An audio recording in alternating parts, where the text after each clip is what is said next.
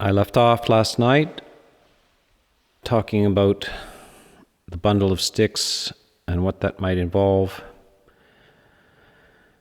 And I said there are a handful of teachings that cover what is required to get you across the river, and an emphasis on the fact that this is fairly simple, a fairly small collection of facts and techniques.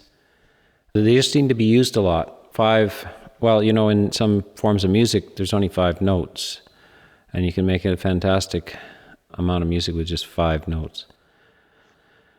So these 5 subjects are often given in the suttas to new monks to go off and dwell under the foot of a tree, maybe for the rest of their lives. So they're going to be living in it's northern India, and they'll be living much of the time outside, maybe in a small cottage, kuti, and that's it. No friends, no family, no supper, no music, no fun, no dancing. There will be a very restrained kind of life. On occasion, they will go to the nearest village to collect some food, keeping their eyes down, getting the food and leaving. Aside from that, they'll listen to a few Dhamma talks over time. They will not have iPods. They cannot just listen to Dhamma at any time. It all has to be done live with a person who's qualified, and that person will give talks from time to time. This situation where you come on retreat and I talk every night is not what the monks would experience in a lifetime. They would not be going and hearing a Dhamma talk every night. There might be months or even years to go by without having a Dhamma talk given, and etc. What they would do, though, is the material that they were given, they would rehearse this every day. One of the things they would do is get up in the morning and then literally chant it. So the chanting is just a form of recitation, and of course they're doing it in their own native tongue. So when we chant in Pali, it's just the language that they were using at the time, or an approximation of it. They would have been speaking in their own language, reciting these things, something in a rhythmic way, just to aid memory.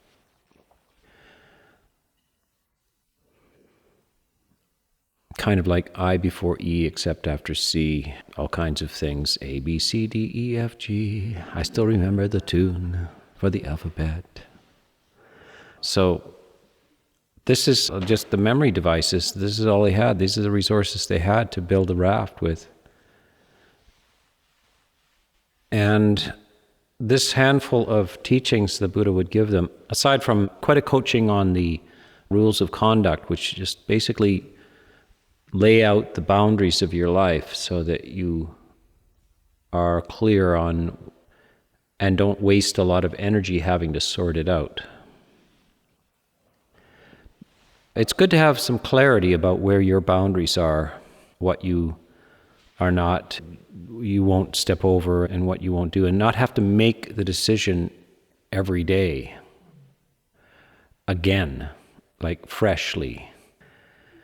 It's good to get that out of the way, have it well rehearsed, and then you don't have to think about it anymore.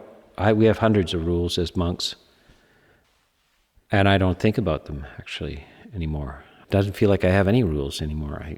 I have hundreds. It's now second nature, and it doesn't take up any space. And also when we meet communally and so forth, we have rehearsed all of these things, and so it's quite easy to be together because we have rehearsed things, and then you don't have to work it out each time. It's basically a reduction of wasted energy. The Buddha is very big on energy and the effective use of energy. Under right effort, you'll, again and again, the phrase, stirring up energy will occur. So energy is a very important spiritual faculty, to have the energy. And you don't want to waste energy. So there's an economy of thought. And there's an economy of motion, actually, even in the body. Monks have prescribed ways of walking, especially in public areas, prescribed ways of doing things. And this becomes an economy of motion and also an economy of speech. So you have your clear about what is right speech, what is wrong speech. You don't have to process this again and again. Once you have these things clear, then it really releases you from a lot of unnecessary, wasted energy.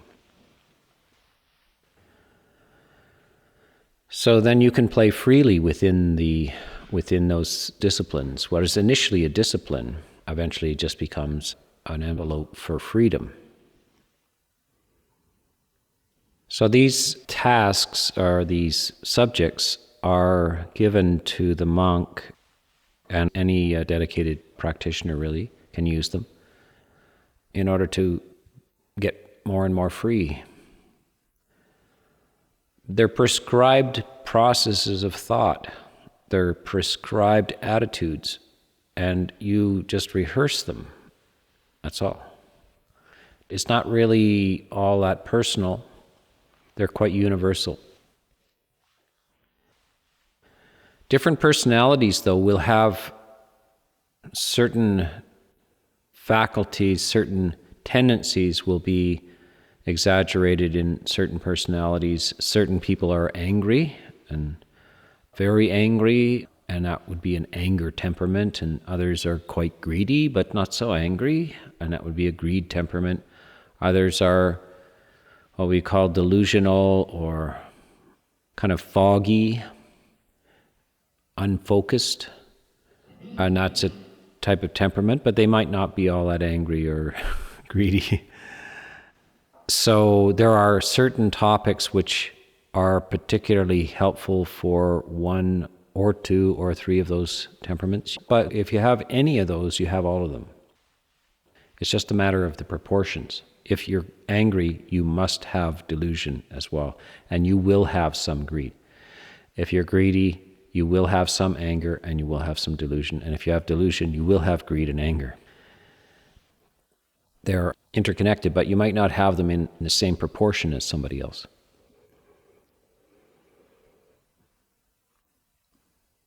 Just want to mention perhaps a little priority structures of those three characteristics, which is whenever you have a little summary of Buddhism, it's greed, hatred, and delusion, right? Greed, hatred, and delusion. So there's a nice little teaching of the Buddha about these things. Anger is more problematic than greed. The Buddha says it's a great stain on the personality. Anger, all of the spectrum of aversion is a great stain on the personality. That's the bad news. Good news is it's fairly easy to get rid of, actually. The reason is it's intrinsically unpleasant to have. It feels bad.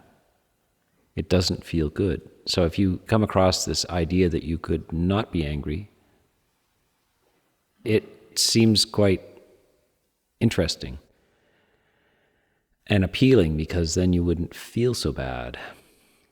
It's very easy to be motivated to reduce anger, and all of the spectrum which it involves, all the spectrum of aversion, from mild irritability. Boredom is a form of aversion.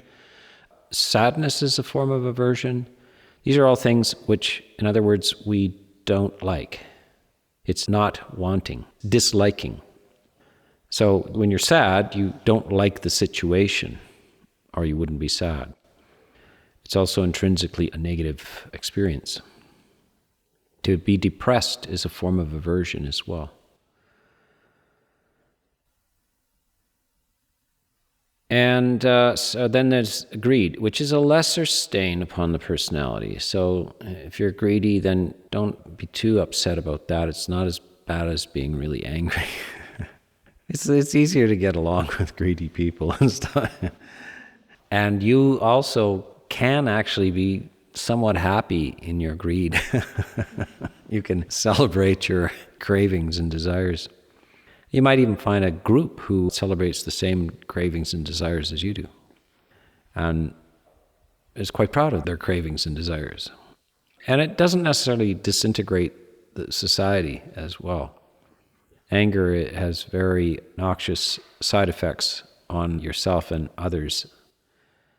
Greed is not so destructive and not so unpleasant.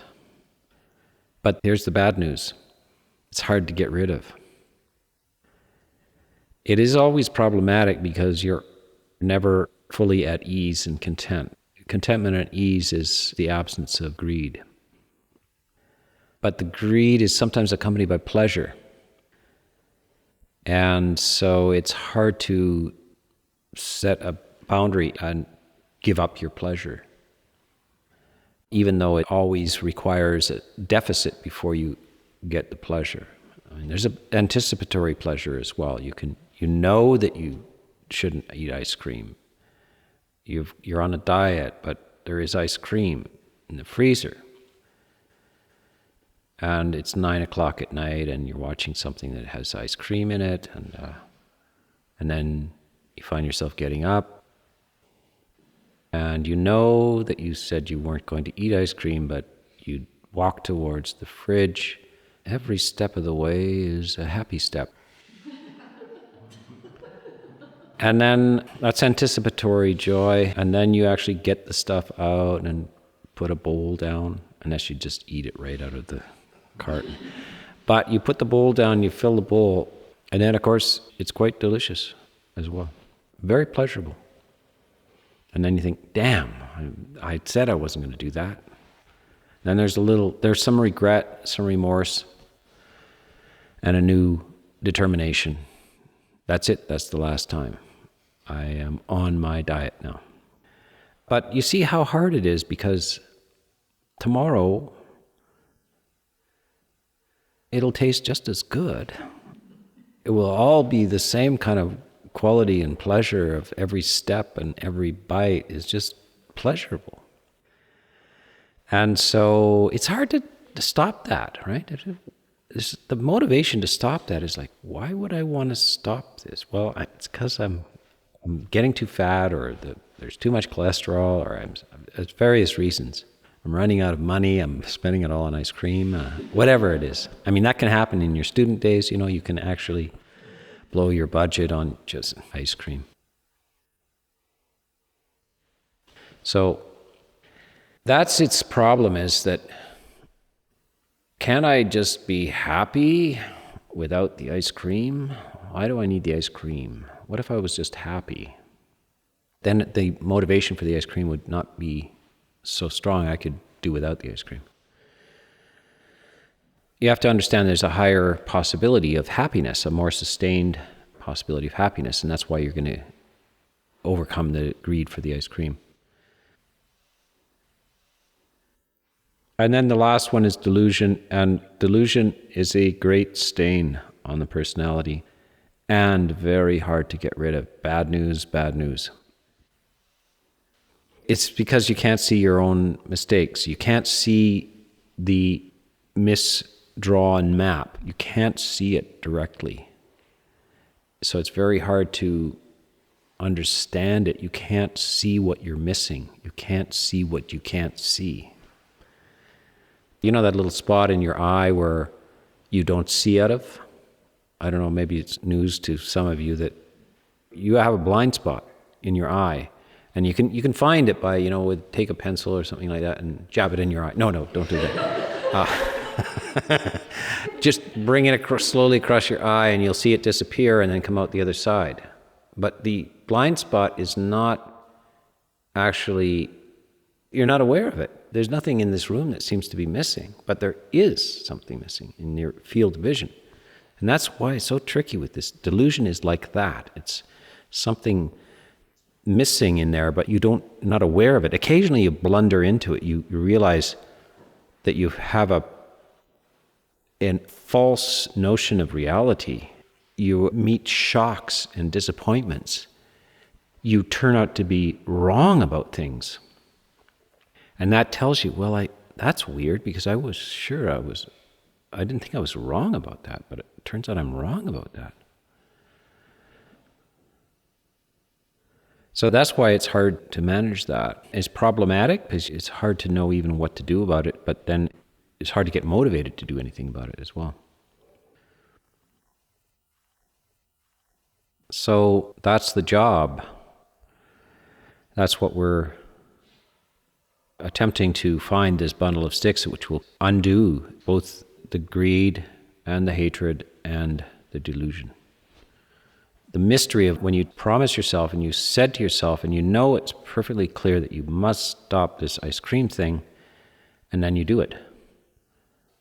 That is because the greed has its roots in delusion, and certain rational plans can be cancelled like that by some other person who lives inside your head and dismisses previous clear-eyed resolutions. So all of these things have to be overcome, and this is right effort, is this path, this moment. You've come to right effort here. So this is base camp 6. This is the 6th factor of the Eightfold Path, and this is a place where you're moving up the mountain. Many people will never get to the base camp, not even on a day trip to visit it. And this is the base camp for the higher climb. All the equipment, all of the maps, all of the planning, all of the techniques for getting up to the 8th factor, Sama Samadhi, where you're temporarily free of greed, of hatred, and delusion. You're temporarily free of that. And the 6th factor is where you get organized and get the strategies, where you're going to have to deal with the problems along the way. You need that information. You're going to carry out that information with the 7th factor, mindfulness. Right mindfulness is how you take those tools that you got under right effort and proceed on the journey to the 8th factor, where actually the journey really ends there, because you're at this place where you can see. And that's the value of cultivating samadhi, or lucid serenity, focused and joyful clarity, is because you can see from there. So you get above the fog level and on the peak of the mountain there. And then, as the Buddha says, for one who has samadhi, this balanced clarity, there's no need to wish, may wisdom arise. Wisdom naturally rises and swells out of serenity. So this is the strategy. The 6th, 7th, and 8th factor are how you get to see these things and undo the inherent defects of your inner maps. This is where you get to see. You can see now. You don't need the map. You can actually see where you're going. Clarity. It all becomes clear at that point. So it's good to know this, and this is a spiritual, this is a sort of you're moving towards supernormal kind of emotional and intellectual processes. This is where ordinary people don't go. They don't go there. And the instructions under right effort are for proceeding towards a supernormal condition of well-being, of emotional clarity and well-being. And that's why they're specific. It's not just advice for life, it's advice for supernormal life. And so that's why you have those 4 aspects: the prevention, the removal, the maintenance, and deepening. And you have a division of those types of things which will impede your journey to supernormal well-being, and those which will aid your journey.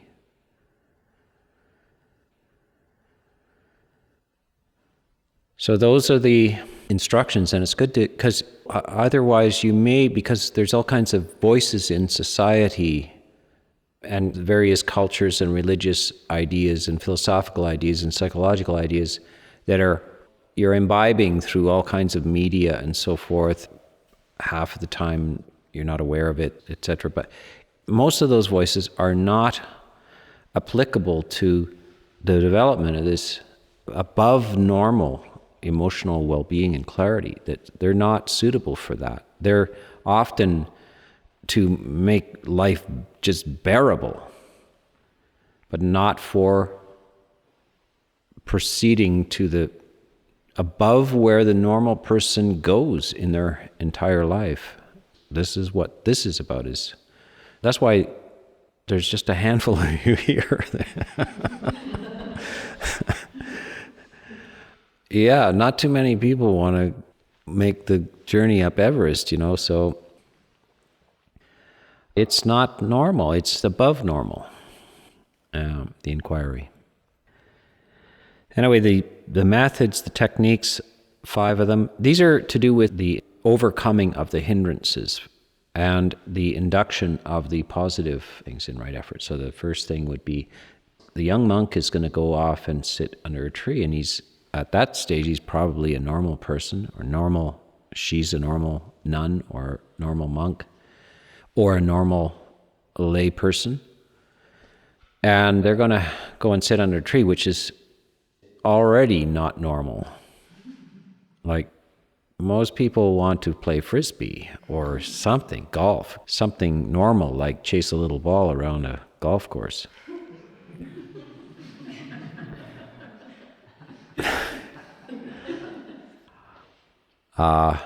Yeah. What did Mark Twain say? Golf is a good walk ruined. Wouldn't it be just better to go for a walk around that lovely green thing? Why do you want to ruin it by sabotaging your happiness with a club and a ball? So to go and sit under a tree is already a little bit, most people don't want to do that. Not for very long, at least. But if you're willing to do that, then you're going to have to face your normality. And the fact is, so that normality is, the norm is actually crazy. It's normal to be crazy, that? The longer I'm a monk, you see, the more I see that most people are crazy.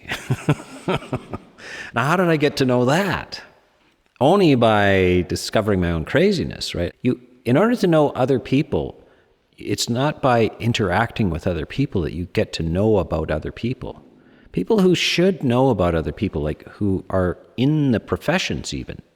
They're in the legal profession, or they're judges or psychologists or etc. Quite often they're not very good at assessing other people at all. Although they spend a lot of their time around other people and in interaction with them, they're not that good at knowing other people. How do you get to know another person? Actually, it's not by interacting with them. It's by being alone. Because you can see directly into your own mind. You get to know the nature of mind. There's nothing really personal about your mind. You didn't invent the thing. You didn't grow the thing. You didn't make the thing. It just is there. And you have no idea where it came from. My mind, my this, I'm so smart and all this kind of stuff. What were you up in the middle of the night making the thing? When did you make this thing? You have no idea where it comes from. And it's just there. It's something just there. And you get to look at it. Strangely, you can see it. And how that happened, that's nothing to do with you either. It just does it. It just does it. Now that's what you're working, that's called mind. There's nothing personal about it, it's just mind. It's mind. And if you want to know about mind, Look at it. You can't see anybody else's mind. You can see your own mind directly. It's like you can't see your own face.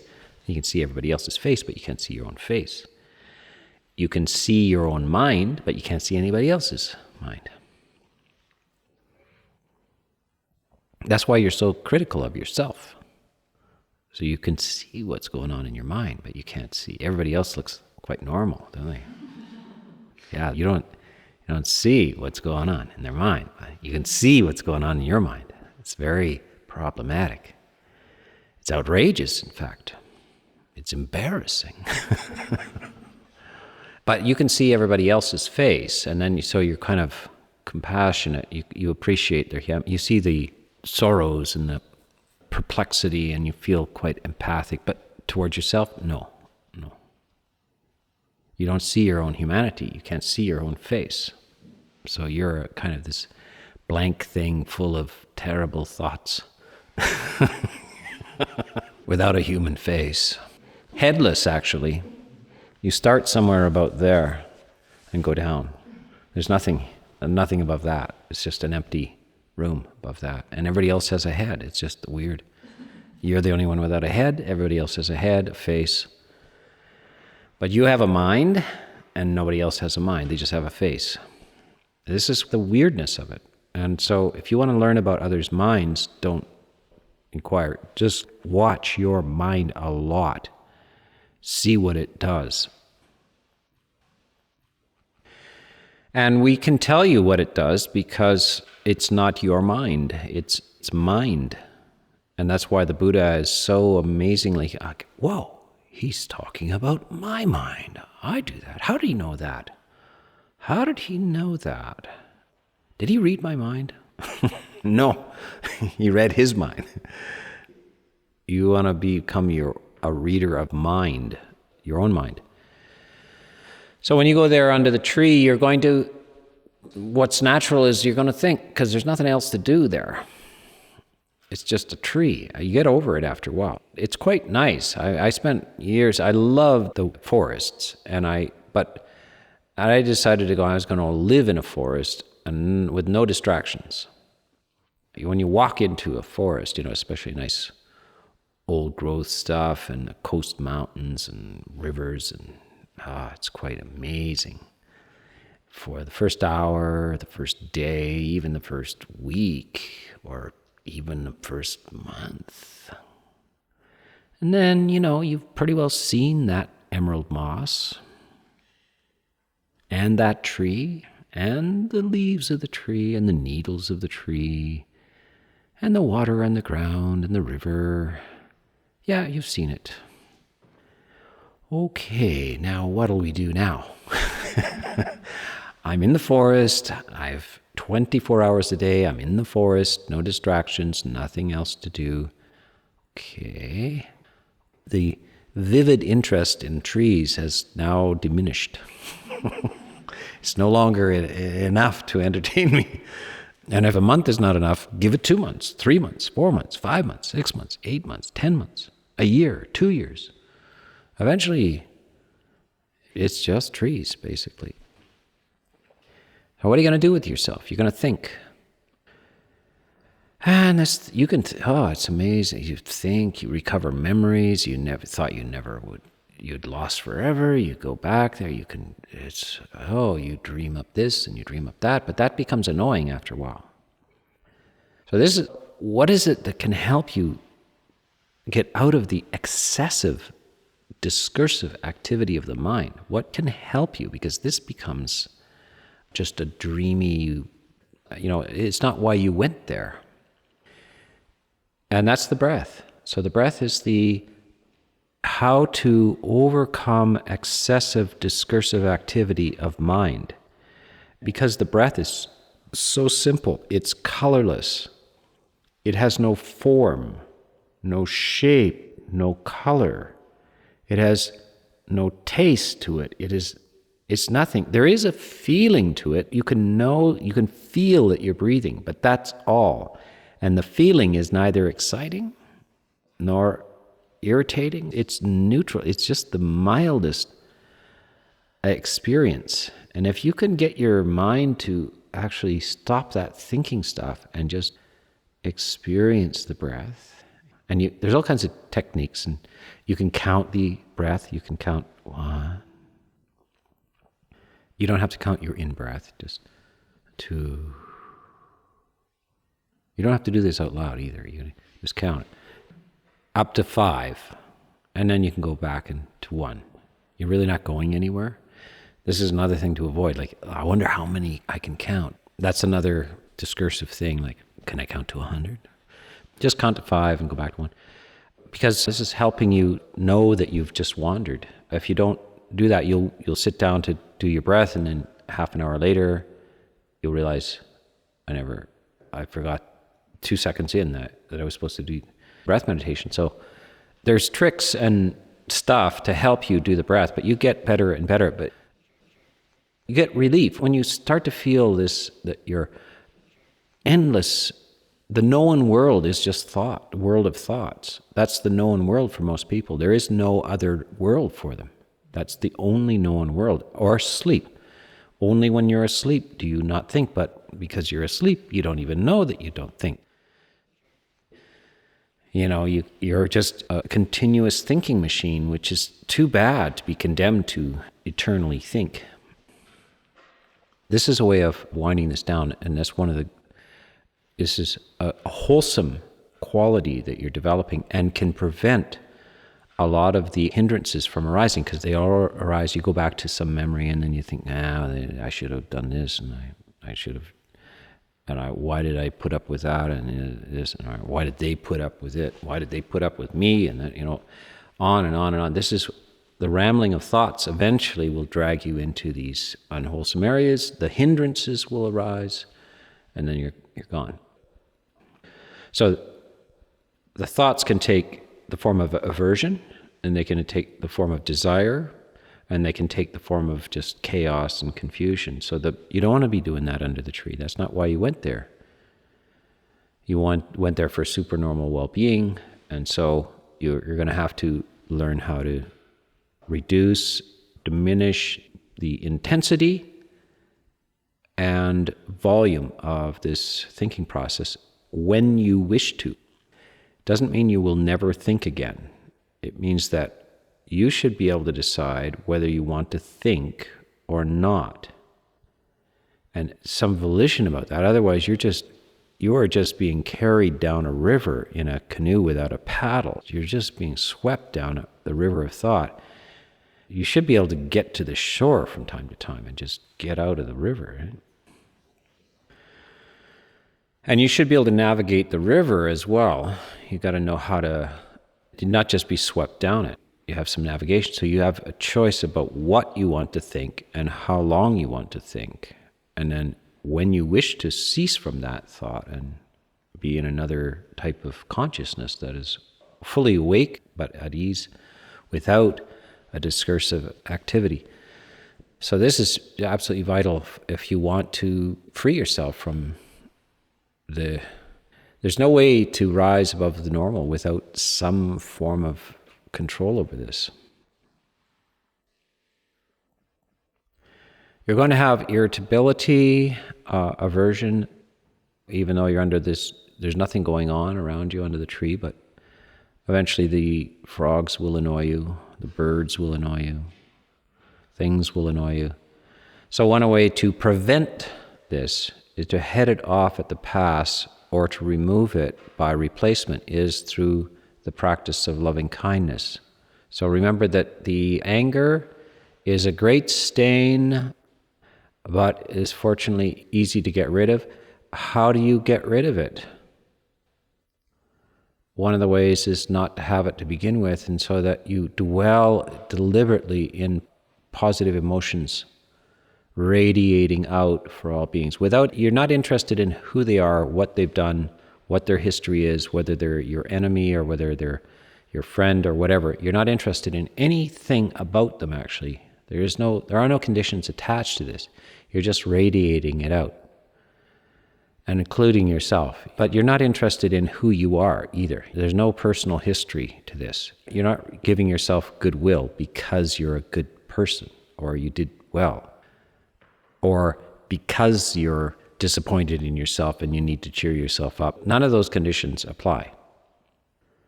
The idea of loving kindness is without any conditions whatsoever. It's just, can you find the emotion and radiate it so that you are prevented from experiencing any form of aversion? And when you prevent yourself from this, what are you doing? You're starving your avijja, you're starving your delusions. You're not nourishing your delusions, you're not cultivating your delusions. You're transforming into something else, another type of being. And the only reason, by the way, is that you can transform into another type of being is that you're not really a being. Well, you are a being. You're not a thing. You are a flux, a causal flux. It's coherent causal flux. It works in certain ways, but it's a flux. It's not a thing. So that's why you can completely turn into something else. And this is the causes that you put into the flux to get this result, this cake at the end. This garden at the end. So you meddle with the current in this flow of consciousness, of feelings, of decisions, of how the mind works. You meddle in it. You fiddle with it. You play with it. You poke it. And you poke it with these things, these skillful tools, and it changes all of the current patterns. It changes all of the flow of the river. It changes the wave structures. It changes everything. And you can't do it except by putting in causes. You can't actually control the flow. You put in the causes and the flow just naturally must change in those directions. It must. There's no whimsical aspect to this. It's a causal flux. So when you put those causes in, those results must appear. And most people are putting in causes all the time, but they're unskillful causes. So the results must appear. You can't have no control over the wanderings of your mind and have aversive ideas and so forth and not expect absolutely predictable results. The results are predictable. And if you do the opposite of that, the results are predictable. But if you don't put those causes in, you will not get those results. So we've solved some very serious problems with just breath and loving kindness, actually. Remember that the greed part is not such a big problem, but if you really want to be really super well, above normal well, you got to deal with your greed as well, because it's a shame to just be sitting there not being really content, but just wanting something, thinking that. So that is dealt with by taking things apart that you like, that you find attractive. You have to take them apart and say, come on, it's just a bunch of atoms, or, a car, it's just metal and rubber and glass. Come on, that's what it really is. And what is it about the red paint that you think, just get something red and look at it, lick the red. It's just red, for God's sake, it's free. Red is everywhere. It's metal. What's so great about metal? Get a piece of metal and say, what is it that I think's so great about a piece of metal? Whether it's shaped this way or that way, well, just draw a picture of it. If you think the form is so great, just draw a picture of it. Why don't you just have a picture of a car? If you really want that red Ferrari, just get a picture of it. That's just good enough. You need to deflate the objects of your cravings. You deflate it. And then you will feel like, yeah, I don't care about that anymore. I used to really want that, but now I don't. And I feel at peace. And peace is better than the thing. That's, you have to say, I want to be a peaceful, content, and happy and complete person. And remember that the Buddha is trying to get the person to go to, say, into a forest and see, can you be complete, happy, and well without all of these other distractions and so forth, so that you're honestly well and happy, and it's not some secret sort of distraction or thing. How are you in the forest? That's where he puts you in this kind of low sensory, it's a nice in the forest, but as I say, after a month, it's like you've seen the trees. It's nothing much to see anymore. And how are you now? Are you okay? You feel okay? Happy?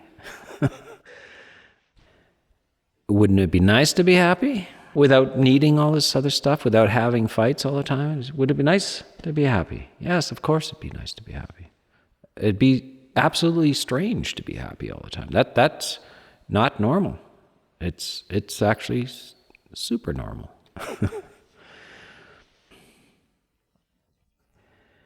You're going to get lazy sometimes. And then you need a little shot in the arm, some energy. And one of the energetic topics is death. Think, I can die anytime tomorrow. I should get on with this bit of business before I die, because that's not, when that happens, it's just totally uncertain. So I should just push on here. Death is energizing. It will help you clear the fog sometimes and give you some energy. Just got to think, this is it. Little life, handful of decades at the top, at the best. And then at the later decades, things go downhill. And you might not get any decades further than this one. There's always that. And you got to bring that up and just think about it. Say, I've got a certain amount of time here. What am I doing with it? Let's do the best I can with this time. Your life principle comes up. Death is a kind of enlivening. If people say they're in a late night Dhamma talk, dozing off kind of thing, and the speaker is boring and they're dozing off, but somebody comes in with a gun, everybody's awake already. It's so interesting. Things is just so interesting, and you're just energized. You're awake now. That's the enlivening effect of the fact of death.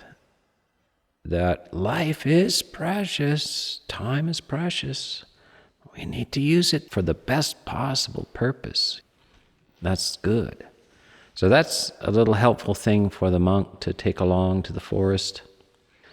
I mean, in the forest, actually, when I was in the forest, it was quite easy to feel mortal and vulnerable.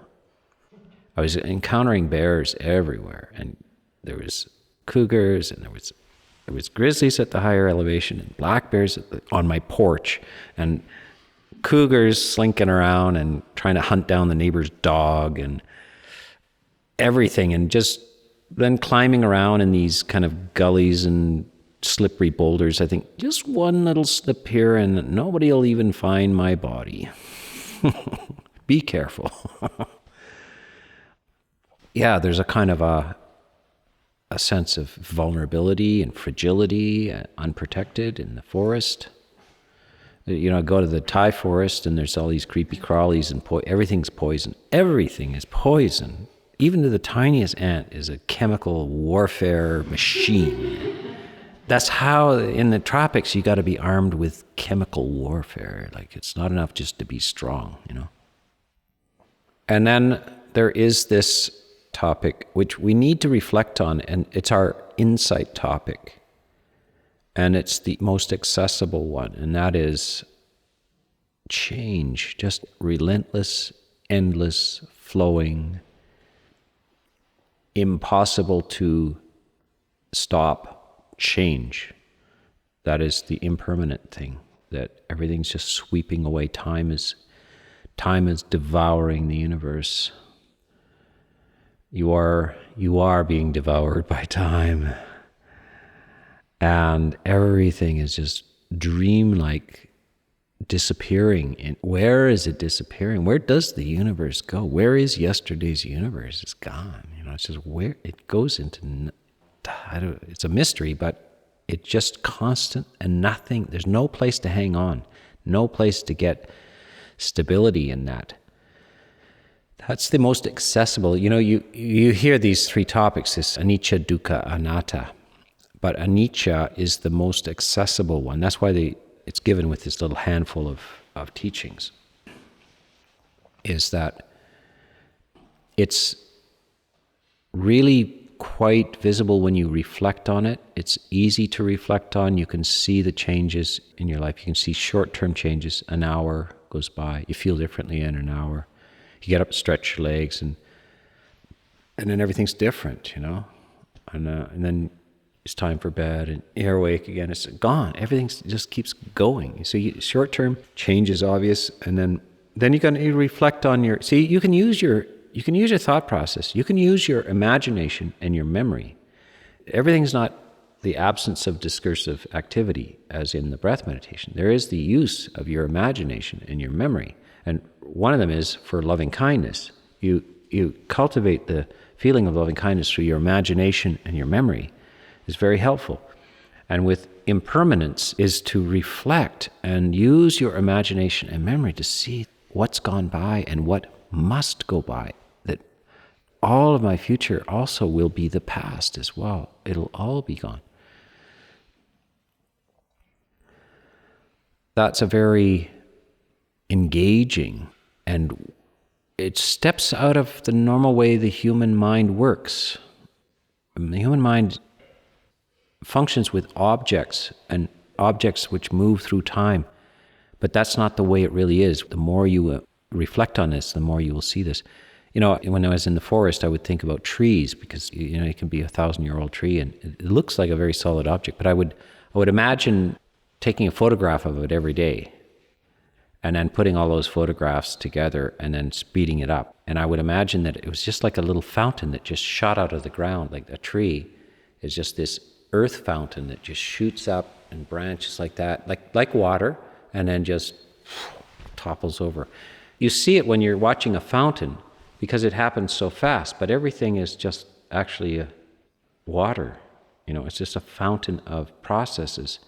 Because it's happening slowly, it looks like it's a thing, but it's not a thing. It's just a little flow into the sky. If you just accelerate the movie of the universe, it's just this nothing, and then something, nothing, and what was that? Anything, all your life, your etc. This is just that you play with this in your mind. You dwell on this feature, and until this feature, the sign appears.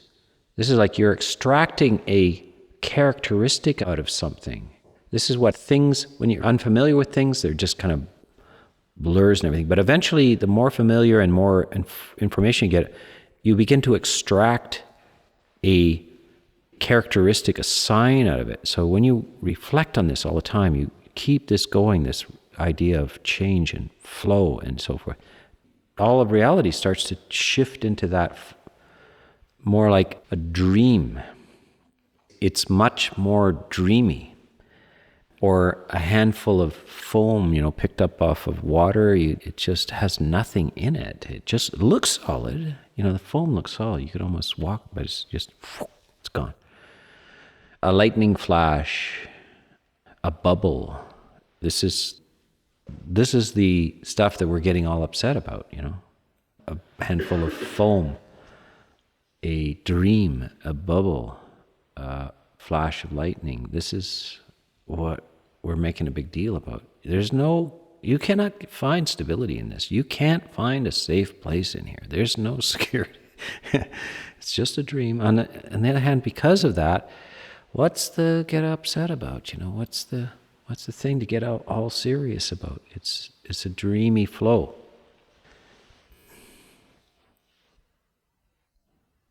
Speaking of dreamy flows, I've been talking for an hour, so I think it's time to gently go to sleep. I'll leave it tonight.